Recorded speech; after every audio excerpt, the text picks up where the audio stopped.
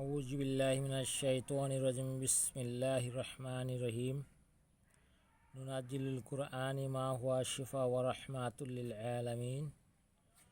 সকল প্রশংসা সে রব্বুল আলামিনের প্রতি, যে রব্বুল আলামিন আমাকে এবং সকল মানুষকে সৃষ্টি করেছে।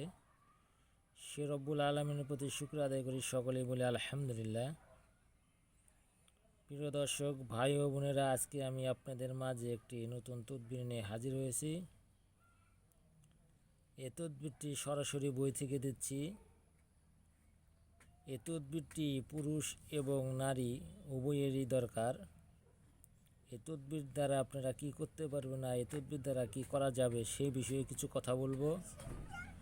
আপনারা মনোযোগ সহকারে শুনবেন এবং দেখবেন এবং কাজটি সঠিকভাবে করার চেষ্টা করবেন।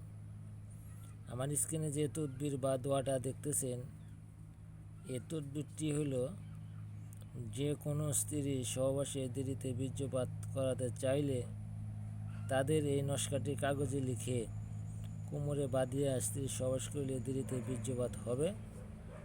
আদৌ বীর্যপাত না হওয়ায় তবে খুলিয়া ফেলিতে হবে।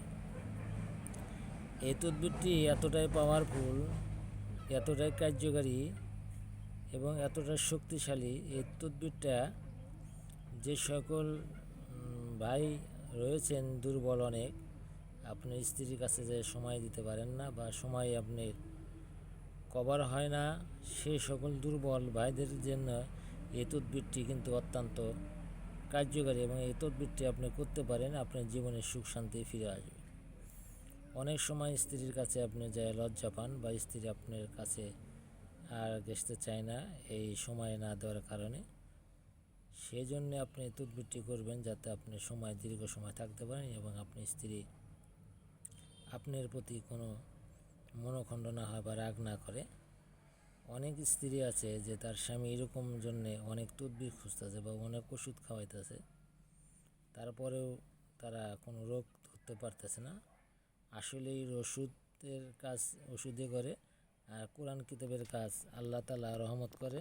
তাই আজকে যে তদবিরটি নিয়ে আমি হাজির হয়েছি, এই তদবির দ্বারা আপনি আপনার স্বামীর দুর্বলতা ফিরিয়ে আনতে পারবেন এবং আপনি আপনার স্বামীর সাথে দীর্ঘ সময় থাকতে পারবেন।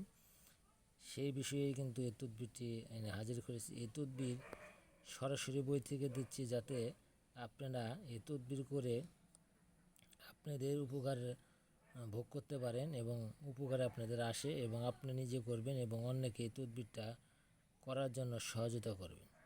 যে সকল ভাই ও বোনেরা এই তদবিরটা দেখতেছেন, আশা করি উভয়ের জন্য এই তদবিরটা শেয়ার কমেন্ট করবেন এবং এর চেয়ে ভালো ভিডিও পেতে চাইলে আমার চ্যানেলে থাকবেন এবং আমার চ্যানেলটা সাবস্ক্রাইব করেন এবং ভালো ভালো ভিডিও পেতে চাইলে আপনারা কমেন্ট শেয়ার করে লিখবেন।